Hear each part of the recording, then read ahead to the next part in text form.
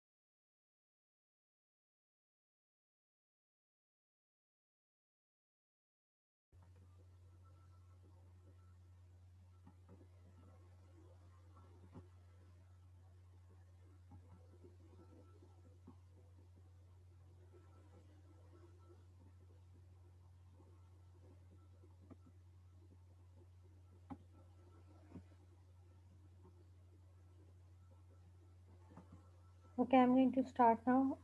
आप लोग को ओम्स लॉ का पता है? ओम्स लॉ होता क्या है?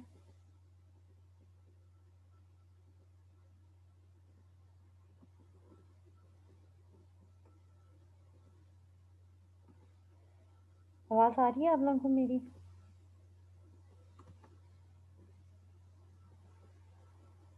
This voltage across the resistor is directly proportional to the current traveling through it. Ji,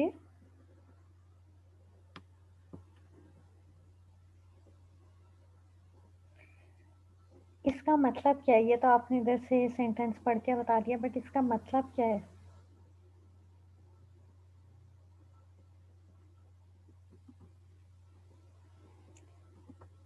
V is equals to IR voltage.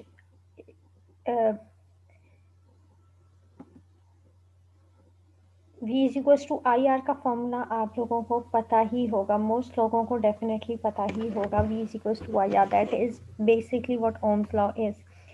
V वो वोल्टेज है जो आपके किसी भी रजिस्टर या किसी भी एलिमेंट पे आपके पास प्रोड्यूस होता है, वो आपके पास वोल्टेज है। करंट आपके पास वो है जो आपके पास फ्लो कर रहा है किसी सर्किट से, और रेजिस्टेंस आपके पास सर्किट की रेजिस्टेंस है। एक तो पहले तो ये कि ये वोल्टेज, अगर मैं ये बैटरी लगाती हूँ, लेट्स जस्ट से 9 वोल्ट की ये बैटरी है, ये मैं 1K का रजिस्टर लगा देती हूँ। 1K इज़ 1000 ओम्स, सही है। और मैं कह रही हूँ कि आपके पास 1 let's just say 1 ampere current है इस सर्किट में।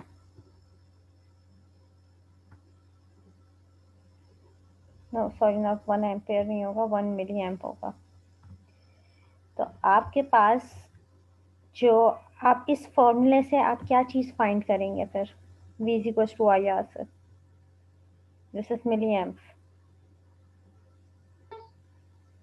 हम करंट फाइंड कर सकते हैं। करंट ऑलरेडी आपको पता है, रेजिस्टेंस आपको ऑलरेडी पता है, बैटरी का वोल्टेज आपको ऑलरेडी पता है, तो आप क्या फाइंड कर सकते हैं इससे? वो रेजिस्टर के क्रॉस वोल्टेज। एग्जैक्टली, आप रेजिस्टर के अक्रॉस वोल्टेज फाइंड कर सकते हैं। फॉर दिस पर्टिकुलर सर्किट जो आपके पास ये वाला जो पर्टिकुलर सर्किट है, इसमें एक्चुअली देयर इज, ये सर्किट सही नहीं है, बिकॉज आपके पास बैटरी और रेजिस्टर पैरेलल में लगे हुए हैं। पैरेलल में आपके पास जो करंट होता है वो सेम होता है।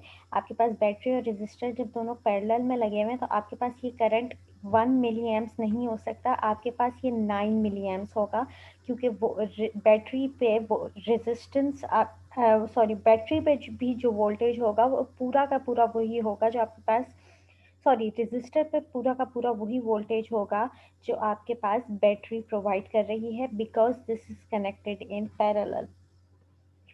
आपके पास सीरीज में जो होता है, सीरीज में आपके पास वोल्टेज डिवाइड हो रहा होता है। क्या आप लोगों ने voltage divider rule, current divider rules पढ़ लिए हैं?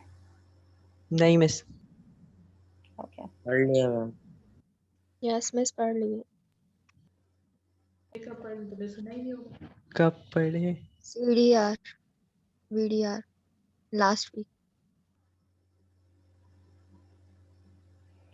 आपके पास अगर दो रेजिस्टर सीरीज में लगे हुए हैं तो आपके पास जो उनमें जो करंट फ्लो हो रहा होगा वो क्या होगा?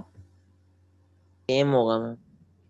एग्जैक्टली, सीरीज में अगर दो रेजिस्टेंस आपके पास लगे हुए हैं तो उनमें से जो करंट फ्लो हो रहा होगा वो सेम होगा, लेकिन जो उन दोनों में इंडिविजुअली वोल्टेजेस प्रोड्यूस हो रहे होंगे वो डिफरेंट होगा। लेट्स जस्ट से इसकी रेजिस्टेंस है 2 किलो ओम्स और इसकी रेजिस्टेंस है 1 किलो ओम्स। तो आप बताएं वोल्टेज किस में ज़्यादा प्रोड्यूस होगा?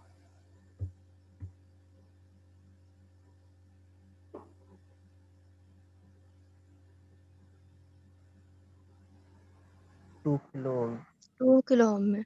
ohms में क्यों? डायरेक्टली प्रोपोर्शनल है ना। Exactly, directly proportional. आप डायरेक्ट ओम्स लॉ से आप देख के बता सकते हैं। ये V जो है, this is the voltage produced in your resistor, सही है ना? This is not the battery voltage. अगर आपके पास रेजिस्टर पैरेलल में लगा हुआ है बैटरी के, तब तो आप कह सकते हैं कि ओके फाइन, आपके पास जो रेजिस्टर है, लेट्स जस्ट से अब यही 2 किलो ओम्स, 2 किलो ओम्स के और 1 किलो ओम्स के रेजिस्टर्स आपके पास पैरेलल में आपने लगा दिए हैं, तब आपके पास क्या डिफरेंस होगा वोल्टेज और करंट दोनों में? वोल्टेज वोल्टेज कम होगा और करंट डिवाइड हो जाएगा। ओके, करंट किस में ज़्यादा होगा, किस में कम होगा?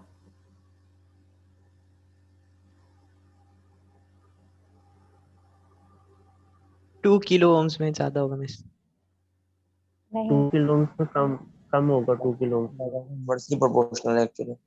एग्जैक्टली, करंट आपके पास करंट आपके पास रेजिस्टेंस के इन्वर्सली प्रोपोर्शनल होता है। अगर आपके पास वोल्टेज सेम है दोनों रेजिस्टेंसेस का, ऑफ कोर्स जब आपके पास पैरेलल में है तो आपके पास दोनों का वोल्टेज सेम होगा। इन दिस पर्टिकुलर केस, क्योंकि 2 किलो ओम्स 1 किलो ओम्स से डबल है रेजिस्टेंस में, तो आपके पास 2 किलो ओम्स में एग्जैक्टली आधा वो करंट फ्लो हो, हाफ करंट फ्लो हो रहा होगा जो कि 1 किलो ओम्स में फ्लो हो रहा है, सही है? टोटल सर्किट में कितना करंट फ्लो हो रहा है ये आप किस तरह से फाइंड कर सकते हैं?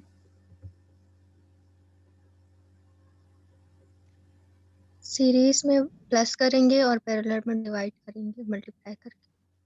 क्या चीज़ प्लस करेंगे और क्या चीज़ मल्टीप्लाई करेंगे? R1 प्लस R2 करेंगे सीरीज में और पैरेलल में 1/R1 प्लस 1/R2। आपके पास, आपने अगर टोटल करंट फाइंड करना है लेट्स से सर्किट में, तो आप सिंपली जो आपकी रेजिस्टेंसेस हैं उनको, ये टोटल रेजिस्टेंस हो जाएगी। पैरेलल में आप लोगों को आई होप रेजिस्टेंस ऐड करना आती है। हाँ 1 upon R total is equals to 1 upon R1 plus 1 upon R2, right? सही है। और सीरीज में तो आप सिंपली ऐड कर लेंगे।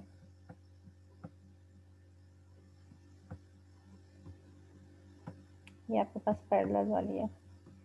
सीरीज में आप लोग सिंपली ऐड कर लेंगे रेजिस्टेंसेस को, 1 kilo ohm plus 2 kilo ohm simply, और आप टोटल करंट फाइंड कर सकते हैं by dividing the dividing the voltage with the total resistance. अगर आपने इंडिविजुअली, अगर आपने किसी भी करंट आपने किसी भी एलिमेंट में से, इंडिविजुअल एलिमेंट में के का आपने करंट फाइंड करना है, तो आप सिंपली उस पर्टिकुलर एलिमेंट का वोल्टेज को डिवाइड कर देंगे उस पर्टिकुलर एलिमेंट के रेजिस्टेंस से।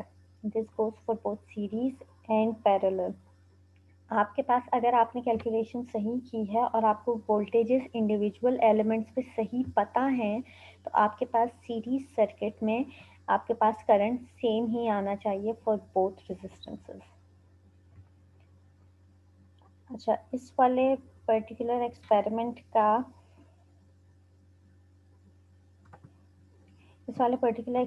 में आप लोगों ने बेसिकली डिफरेंट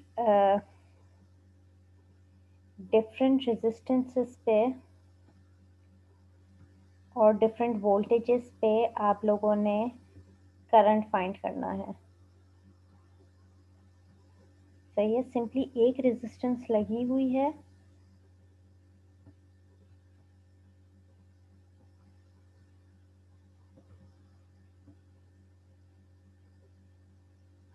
एक रेजिस्टेंस आपके पास लगी हुई है, आपके पास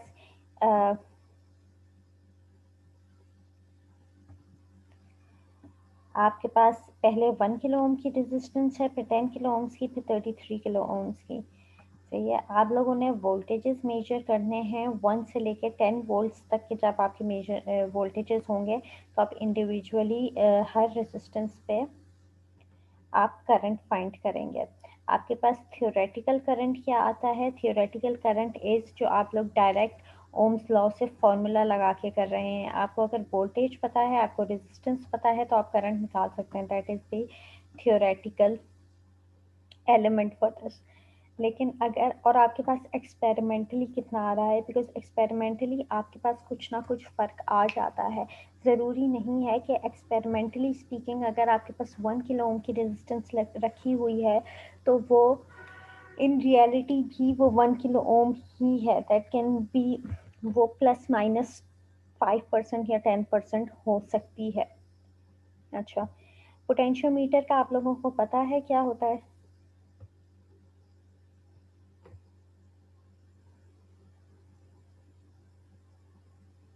आप लोगों को पता है पोटेंशियोमीटर क्या होता है? मिस एक दफा बता दें आप। पोटेंशियोमीटर आपके पास बेसिकली एक वेरिएबल रेजिस्टेंस होती है। आपके पास पोटेंशियोमीटर में समझ लें 3 तार होते हैं, 3 आपके पास नॉब्स होती हैं, वो या 3 वायर्स होते हैं, 3 आपके पास पिन्स निकली हुई होती हैं और एक आपके पास डायल घुमाने का होता है। आप उसको घुमा के आप रेजिस्टेंस को चेंज कर सकते हैं और आप अपने 2 पोर्ट्स पे आप रेजिस्टेंस चेक कर सकते हैं। आपके पास अगर आपको कहा हुआ है कि आपके पास 1 मेगा ओम का पोटेंशियोमीटर है, दैट मीन्स कि इसकी जो मैक्सिमम रेजिस्टेंस है वो 1 मेगा ओम्स तक जा सकती है जब आप डायल को फुली एक तरफ घुमा देंगे। आप जब फुली राइट साइड पे घुमा देंगे तो आपके पास मैक्सिमम रेजिस्टेंस जो उस पर्टिकुलर पोटेंशियोमीटर से आएगी वो 1 मेगा ओम्स है। और जब आप उसको बिल्कुल ही लेफ्ट की तरफ घुमा देंगे तो वो जो आपके पास रेजिस्टेंस आएगी वो आपके पास 0 ओम्स होनी चाहिए आइडियली स्पीकिंग। सही है, तो आपका जो सेकंड टास्क है वो ये है कि आपने डिफरेंट रेजिस्टेंसेस पे पोटेंशियोमीटर की, अच्छा आप नॉब जो घुमाते हैं वो हल्के हल्के हल्के हल्के करके घुमाते हैं और आप लाइक मल्टीमीटर से आप उसको चेक करते हैं कि अब इसकी रेजिस्टेंस क्या है। सही है, उसमें कोई क्लिक्स टाइप नहीं होता है, उसमें कोई मार्किंग नहीं होती है, बस आप हल्के हल्के नॉब की तरह घुमाते हैं उसको। अच्छा, आपने जो करना है, आपने 20 वोल्ट्स अगर आपके पास वोल्टेज है तो आपने पोटेंशियोमीटर की रेजिस्टेंसेस को चेंज कर करके उसमें से आपने करंट फाइंड करना है। सही है, और जैसे पहले एक्सपेरिमेंट में किया है कि आप रेजिस्टेंस से जो theoretically V equals to I R के फॉर्मूले से भी आप करंट फाइंड करेंगे। ये आपके पास एक्सपेरिमेंटल पोर्शन हो गया। मेजर्ड इज ऑलवेज एक्सपेरिमेंटल और कैलकुलेटेड या थियोरेटिकल इज ऑलवेज थियोरेटिकल, जो आपको फॉर्मूले से निकल कर आता है, चाहे आपको बताया जाए ना जाए। For future labs through out your life, measured is always आपके पास जो एक्सपेरिमेंट से डेटा आ रहा है। आप कभी भी फॉर्मूले से चीज़ मेजर नहीं करते हैं, आप फॉर्मूले से हमेशा चीज़ कैलकुलेट करते हैं। सही है। तो मेजर्ड अगर कहीं लिखा हुआ है that always always always means कि आपके पास एक्सपेरिमेंटली आप काम कर रहे हैं।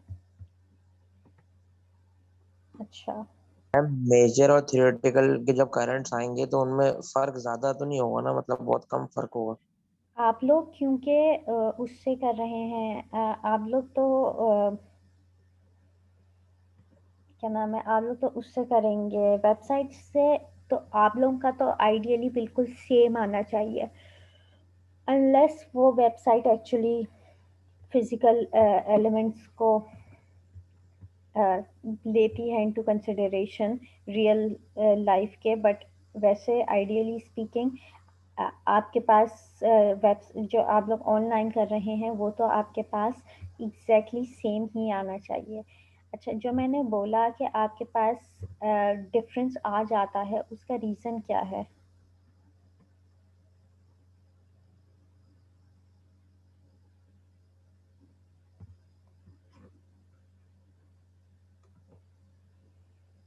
आपके पास अगर थियोरेटिकल और एक्सपेरिमेंटल में डिफरेंस आ रहा है आपकी वैल्यूज़ में, तो उसका रीज़न क्या है? मैम अगर हम एक्सपेरिमेंट करते हैं तो उसमें पर्सनल एरर भी हो सकता है और इंस्ट्रूमेंटल एरर भी हो सकता है, जो हम चीज़ मेजर कर रहे हैं। लेट्स, या दैट इज़ ट्रू। आप जिस चीज़ से मेजर कर रहे हैं उसका भी एरर हो सकता है आपके पास जो आपके पास एम मीटर आपके पास रखा हुआ है वो पूरा एक्यूरेट ना हो, तब आपके पास that is your instrumental error. और अगर आपके पास आपने सही से मेजरमेंट नहीं की है, आपने सही से एम मीटर को लगाया नहीं है रेजिस्टेंस पे या कुछ, this is for measuring current, तब आपके पास that is your personal error. इसके अलावा और क्या हो सकता है? लेट्स जस्ट से कि कोई एरर नहीं है, लाइक ना आपके पास पर्सनल एरर है ना आपके पास इंस्ट्रूमेंटल एरर है, तो और क्या वजह हो सकती है दो लाइक इन दोनों के दरमियान डिफरेंस होने की? मैम हमारे पास बहुत सी एक्सटर्नल फोर्सेस ऐसी होती हैं जो कि एक्सपेरिमेंटली हम निगलेक्ट कर देते हैं, बट लाइक जब हम एक्सपेरिमेंट कर रहे होते हैं तो एयर रेजिस्टेंस और ये सब कुछ होता है जिसकी वजह से डिफरेंस आता है। जी बिल्कुल सही कह रही हैं आप। आपके पास एक तो आपके पास हर फिजिकल पैरामीटर आपको फ़र्क दिला रहा होता है, आपके पास हर फिजिकल पैरामीटर इफ़ेक्ट कर रहा होता है। बट अगर आप जब आप थियोरेटिकली कोई फार्मूला ड्राइव कर रहे होते हैं, तो you have to make a choice कि आप किस चीज़ को निगलेक्ट कर रहे हैं, किस चीज़ को निगलेक्ट नहीं कर रहे हैं। आप निगलेक्ट निगलेक्ट किस चीज़ को कर रहे हैं ये आप डिसाइड करते हैं कि आपके पास इसका इफ़ेक्ट कितना आ रहा है। फॉर एग्ज़ाम्पल, आप जब एक्सपेरिमेंट कर रहे होंगे तब आपके पास ह्यूमिडिटी भी होगी, और ह्यूमिडिटी इज़ समथिंग जो डे बाय डे और मंथ बाय मंथ चेंज हो रही होती है, उसका भी कुछ ना कुछ इफ़ेक्ट आ रहा होगा, लेकिन वो इतना इतना इतना इतना कम होगा कि आप उसको निगलेक्ट भी कर दें तब भी कोई ख़ास फ़र्क नहीं पड़ेगा, बिकॉज़ ये फार्मूले ड्राइव किए जाते हैं। ओम्स लॉज और सारे लॉज जो आप पढ़ रहे हैं वो सारे के सारे ड्राइव किए जाते हैं। For undergrad level you don't really need to know कि आपके पास ड्राइव होके ये इसमें क्या-क्या चीज़ें निगलेक्ट की गई हैं। क्लियरली इसमें टेम्परेचर निगलेक्ट किया गया है, इसमें ह्यूमिडिटी निगलेक्ट की गई है, इसमें प्रेशर निगलेक्ट किया गया है, इसमें सिर्फ रेलेवेंट चीज़ें रखी हुई हैं। अगर आप सिंपल कैलकुलेशन कर रहे हैं तो आपके पास टेम्परेचर का इतना इफ़ेक्ट नहीं होगा, बिकॉज़ आप जो रेजिस्टेंसेस डील कर रहे हैं एज अंडरग्रेड स्टूडेंट्स, आप जो रेजिस्टेंसेस डील कर रहे हैं that is in kilo ohms, आप बड़ी रेजिस्टेंसेस यूज़ कर रहे हैं। टेम्परेचर जो है वो टेम्परेचर आपको रेजिस्टेंस को चेंज कर देता है। आपके पास resistance actually changes with temperature, सही है, बढ़ती है टेम्परेचर के साथ। अगर आपके पास कोई ऐसा डेटा है, आपके पास कोई ऐसा अगर आप 50 किलो ओम्स आप resistance, let's just say 50 kilo ohms की आपके पास रेजिस्टेंस है, राइट, और आपके पास 10 डिग्री सेंटीग्रेड चेंज होने से आपके पास 2 ओम्स का फर्क आ रहा है, तो ये 50,000 जो है, ये 50,000 हो जाएगी 50,002, सही है। तो आपके पास जब आप थियोरेटिकली और आप वोल्टेज जब आप 20 ओम्स ले रहे हैं, तो जब आप करंट निकालेंगे, कैलकुलेट करेंगे थियोरेटिकल करंट, तो आप 50,000 का करें या 50,002 का करें, तो वो आगे वाली डेसिमल डिजिट्स में फ़र्क आएगा, स्टार्टिंग में लाइक फर्स्ट 3 डिजिट्स में वो फ़र्क नहीं आएगा, सही है। तो आप जब भी इन चीज़ों को आप निगलेक्ट कर देते हैं, लेकिन अगर आप 10 ओम्स की रेजिस्टेंस से डील कर रहे हैं और आपके पास 10 डिग्री सेंटीग्रेड के बाद लेट्स जस्ट से ये 12 ओम्स हो गई, तो अब जो आप वोल्टेज, अब जो आप करंट मेजर करेंगे अगेन फॉर 20 ओम्स, वो आपके पास फ़र्क होगा, 10 में और 12 में फ़र्क होगा, ओम्स की बात हो रही है ये, सही है। आप एज अंडरग्रेड स्टूडेंट्स, आप लोग जो मेजर करते हैं, जो आप लोग वोल्टेज, जो आप लोग रेजिस्टेंसेस यूज़ करते हैं, वो इतनी ज़्यादा हाई होती है कि आप लोगों को ज़रूरत ही नहीं है टेम्परेचर, ह्यूमिडिटी, प्रेशर, इन चीज़ों की कंसिडरेशन को, इन चीज़ों को कंसिडर करने की, ओके। अच्छा, एक और बात, अगर आपके पास बैटरी लगी हुई है और आगे से ओपन सर्किट है, तो आपके पास क्या करंट फ्लो होगा?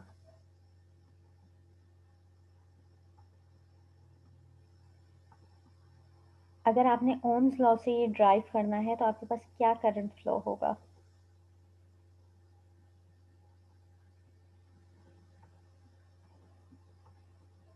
ओपन सर्किट, शॉर्ट सर्किट का पता है आप लोगों को? No miss. Okay, open circuit basically ये होता है कि आप के पास जो तार है वो बेसिकली डेड एंड हो रहा है, वो किसी चीज़ से कनेक्टेड नहीं है। आपके पास बैटरी का जो तार है, अगर आप सिर्फ बैटरी पे आप तार लगा के उसको छोड़ दें, उसको किसी चीज़ से कनेक्ट ना करें, किसी एलईडी से कनेक्ट ना करें, किसी बल्ब से कनेक्ट ना करें, किसी मोटर से कनेक्ट ना करें, किसी चीज़ से कनेक्ट ना करें, बस उसको लगा के छोड़ दें, तो ये आपके पास कहलाता है ओपन सर्किट। ज़रूरी नहीं है कि आप तार भी लगाएं, अगर आपके पास खाली वैसे भी बैटरी के टर्मिनल रखे हुए हैं और आप उसको किसी चीज़ से कनेक्ट नहीं कर रहे हैं, that is also open circuit. तार लगाना भी ज़रूरी नहीं है, बट तार लगाना is something that is easier to understand, like दिमाग में विजुअलाइज करना, सही है। That is what is called open circuit. Open circuit और शॉर्ट सर्किट वो दो टर्मिनोलॉजीज़ हैं जो बहुत बहुत ज़्यादा यूज़ होंगी आपके थ्रू आउट योर डिग्री, सही है। तो आप लोगों को ये पता होना चाहिए। और शॉर्ट सर्किट आपके पास क्या होता है? शॉर्ट सर्किट आपके पास बेसिकली ये होता है कि आपके पास बैटरी के 2 तार हैं, आपने उन दोनों को आपस में मिला दिया, that is your short circuit. अच्छा, ज़रूरी ओके मिस, थैंक यू। सही है, ये आपके पास ओपन सर्किट और शॉर्ट सर्किट की डेफिनेशन है। अब मुझे बताएं कि अगर आपके पास ओपन सर्किट है, सही है, तो आपके पास इस, ये आपके पास जो मैंने बनाया है इधर, ये वाला, इस पे आपके पास कितना करंट होगा अगर आपने ओम्स लॉ से कैलकुलेट करना है? Infinity ma'am. जी, मैम ओपन है तो करंट तो नहीं रुकेगा ना मैम। जी, आप तो वैसे देख के भी आप ये विजुअलाइज कर सकते हैं कि ऑफकोर्स जब ओपन सर्किट है, करंट इज, समझ लें आप, करंट को समझने के लिए water flowing from a tap की एग्जांपल ली जाती है, राइट। तो आपके पास जगह ही नहीं है लाइक उसको फ्लो करने के लिए, जगह लाइक वो जाएगा कहाँ, इधर आके वो रुक जाएगा, समझ लें। तो वो फ्लो तो नहीं कर सकता, करंट अगर फ्लो नहीं कर रहा है तो that is not really current, सही है। तो आपके पास वैसे तो आप सिर्फ देख के भी आप विजुअलाइज कर सकते हैं कि इसमें से कोई करंट फ्लो नहीं करेगा, लेकिन अगर आप ओम्स लॉ देखें तो ओम्स लॉ भी आपको यही बता रहा है। ओपन सर्किट में बेसिकली आपके पास रेजिस्टेंस क्या है, आपके पास ये वाली जो रेजिस्टेंस है ना आर, ये आपके पास बेसिकली इन्फिनिटी हो रही है, ये इनफाइनाइट हो रही है। तो तो वॉट एवर जो भी वोल्टेज है, what ever voltage upon infinity जब आप रखेंगे तो वो ज़ीरो ही हो जाएगा, तो current flowing will be zero. This is verified from Ohm's law. इसी तरह से शॉर्ट सर्किट में आपके पास कितना करंट फ्लो होगा? मैम 0। शॉर्ट सर्किट में मैक्सिमम हाँ मैम, क्लोज पाथ है ना वो जहाँ से मैम निकल रहा है वो सेमी पॉइंट पे आके एंड हो रहा है। तो लेकिन करंट फ्लो तो कर मैम रहा है, रेजिस्टेंस नहीं है ना, पाथ तो तो मेरे है पास ये करंट के मैक्सिमम। पास फ्लो करने के लिए। लेकिन मैम जो करंट उसे मतलब 4 ओम निकल रहा है वो जहाँ जहाँ स्टार्टिंग पॉइंट से निकल रहा है वहीं पे एंड हो रहा है ना मैम। नहीं तो होता तो यही है, जब आप कोई भी रेजिस्टेंस भी जब आप लगाते हैं, आप अगर कोई रेजिस्टेंस भी लगाते हैं तब भी आपके पास करंट का स्टार्टिंग पॉइंट और एंडिंग पॉइंट तो वही होता है, स्टार्टिंग पॉइंट और एंडिंग पॉइंट तो वही है। Ma'am by Ohm's law infinity हो जाएगा करंट। एग्जैक्टली अगर हम मैम पॉजिटिव टर्मिनल से जी बोलें। मैम पॉजिटिव टर्मिनल से स्टार्ट होगा, नेगेटिव पे एंड होगा, तो इसलिए 0 हो जाएगा ना मैम। नहीं, आपके पास करंट जो फ्लो होगा वो होगा पॉजिटिव से स्टार्ट होगी नेगेटिव पे ही ख़त्म होगा एट एनी कॉस्ट। बट आपके पास अगर आप ओम्स लॉ से देखें तो आपके पास शॉर्ट सर्किट में ये रेजिस्टेंस इन्फिनिटी हो रही है, ये सॉरी ये रेजिस्टेंस ज़ीरो हो रही है, ऑफ कोर्स कोई रेजिस्टेंस लगी भी नहीं है। तो ओम्स लॉ से अगर आप देखें तो ये डायरेक्ट इन्फिनिटी करंट फ्लो कर रहा है, दैट मीन्स इसीलिए आप कहते हैं कि आपके पास जो एक मिनट रुकिएगा, इसीलिए आप कहते हैं कि जब आपके पास वो होता है शॉर्ट सर्किट, उससे उस पे आपके पास अ, आपका आपकी जो बैटरी है या शॉर्ट सर्किट से आपका बेसिकली आग जो लग जाती है, उसके लगने का रीज़न यही होता है कि इतना ज़्यादा करंट फ्लो कर जाता है। करंट जब फ्लो करता है तो वो हीट जनरेट करता है, वो जितना ज़्यादा करंट होगा वो उतनी ज़्यादा हीट प्रोड्यूस करेगा, इसीलिए शॉर्ट सर्किट से आग लग जाती है।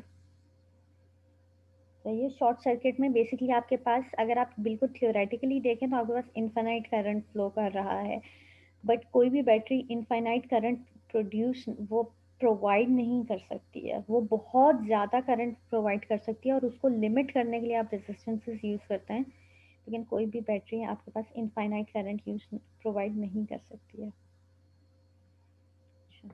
अच्छा, इसका जो लिंक है वेबसाइट का वो मैं सर सिराज से आप लोगों को पूछ के दूँगी, अभी मेरे पास नहीं है। सर सिराज ने अभी सेंड नहीं किया है, मैं सर सिराज से पूछ के आप लोगों को दे दूँगी। But this is a very simple experiment, आपने सिंपली डिफरेंट रेजिस्टेंसेस पे वोल्टेज वेरी करके एक आपने मेजर करना है करंट और एक आपने थियोरेटिकली फाइंड करना है।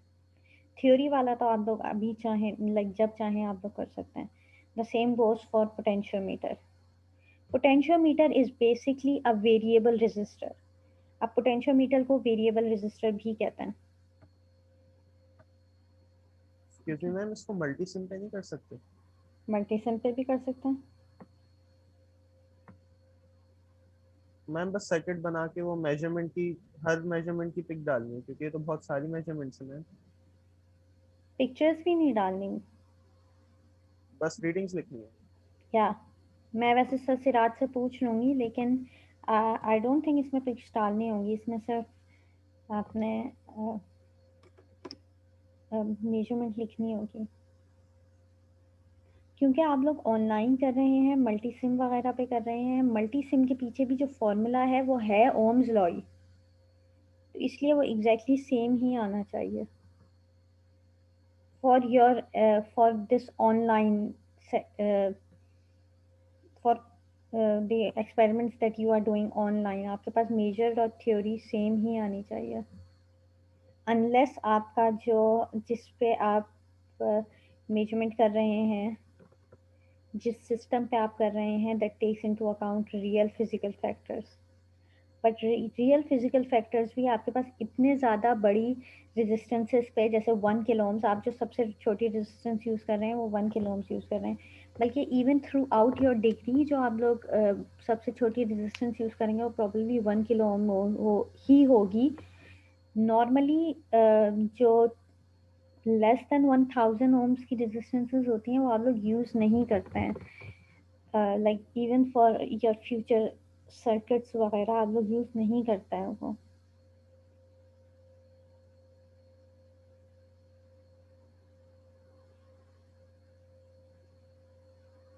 Okay, any other questions?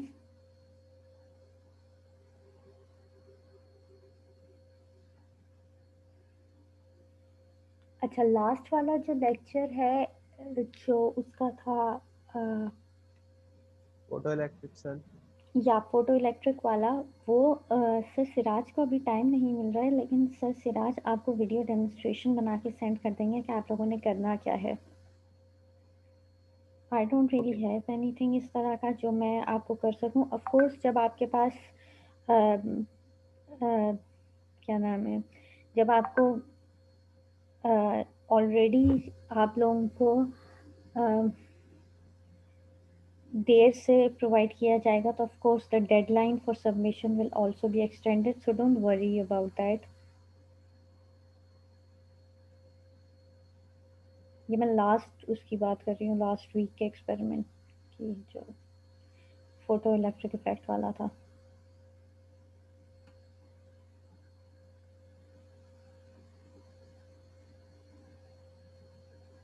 Okay, any other questions or queries?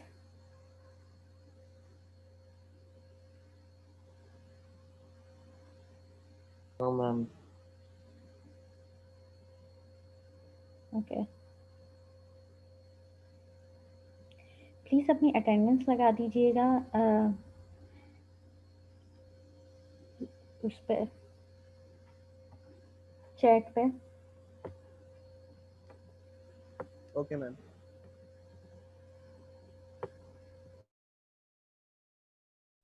Excuse me ma'am, जी, अगर हमारे पास ओपन सर्किट है उसमें हम रेजिस्टेंस लगा देते हैं या कोई एलईडी वगैरह भी लगा लेते हैं, what will be the result? वो फिर ओपन सर्किट नहीं रहेगा.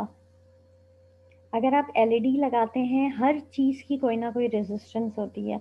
आपके पास जो तार होते हैं उनकी भी रेजिस्टेंस होती है, बट अगेन उनकी इतनी कम रेजिस्टेंस होती है कि आप उनको इफेक्ट में नहीं लाते हैं. लेकिन आपके पास अगर आप एलईडी लगा देंगे तो एलईडी की भी कोई ना कोई रेजिस्टेंस होगी, तो बस आप सिंपली उस पर ओम्स लॉ लगा देंगे, वो फिर ओपन सर्किट रहेगा नहीं. अगर हम उसे क्लोज नहीं कर रहे, अगर हम उसे एक लूप की शक्ल नहीं दे रहे, एक क्लोज पाथ नहीं दे रहे, तो क्या नतीजा होगा उसका फिर? ओ, आप ये कह रहे हैं कि आप अगर ओके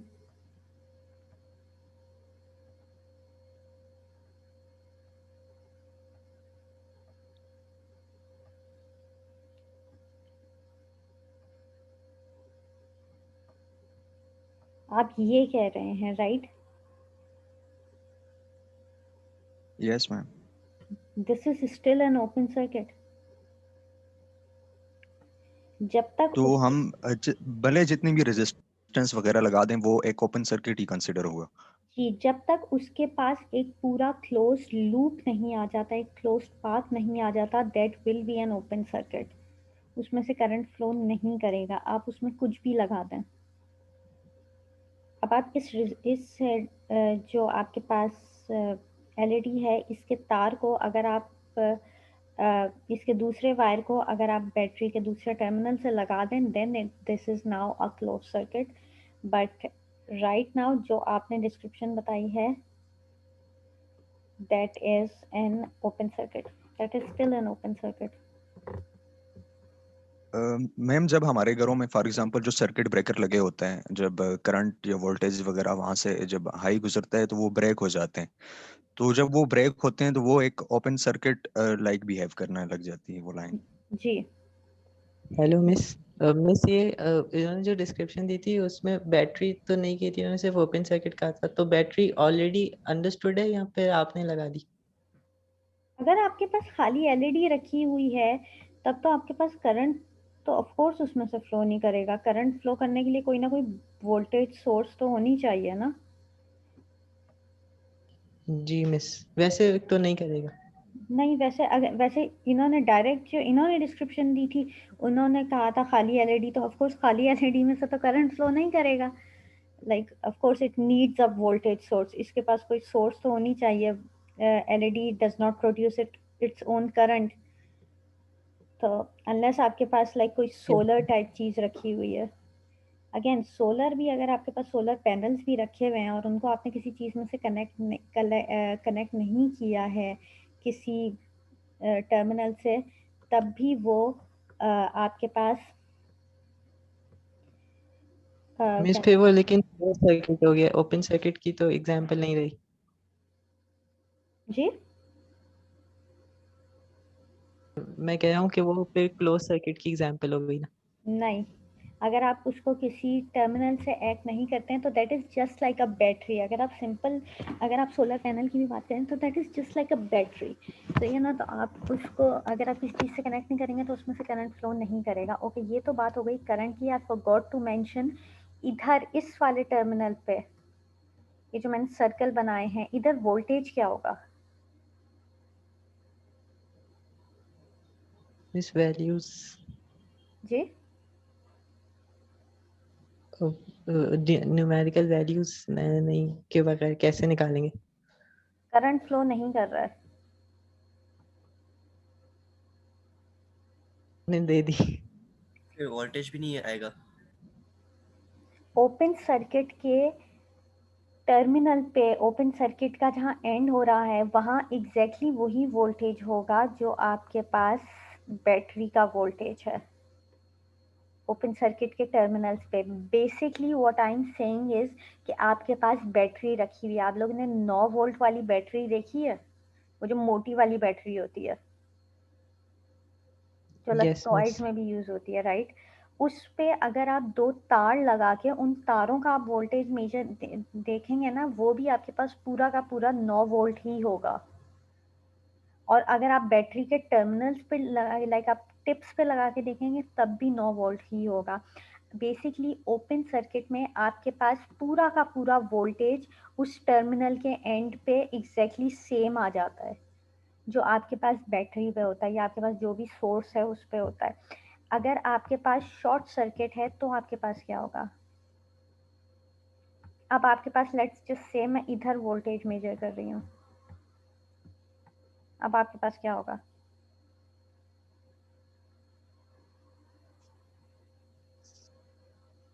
जीरो। अब आपके पास जो वोल्टेज होगा वो 0 होगा, क्योंकि रेजिस्टेंस आपके पास 0 है तो आपके पास वोल्टेज 0 होगा। इसमें आपके पास रेजिस्टेंस इनफाइनाइट है, आपके पास करंट 0 है, आपके पास जो सारा का सारा वोल्टेज है बैटरी का वो इसके टर्मिनल्स के एंड पे ट्रांसफ़र हो जाएगा। अब ये एलईडी इधर लगी हुई हो या ना लगी हुई हो, right now for this particular configuration, इस वाली कॉन्फ़िगरेशन के लिए कोई ज़रूरत नहीं है बैटरी, लाइक कोई फ़ायदा नहीं है इस एलईडी के लगे होने का, because this is an open circuit. अच्छा, आपको सर सिराज से मैं बोल दूंगी कि वो आप लोगों को लिंक सेंड कर दें उसका।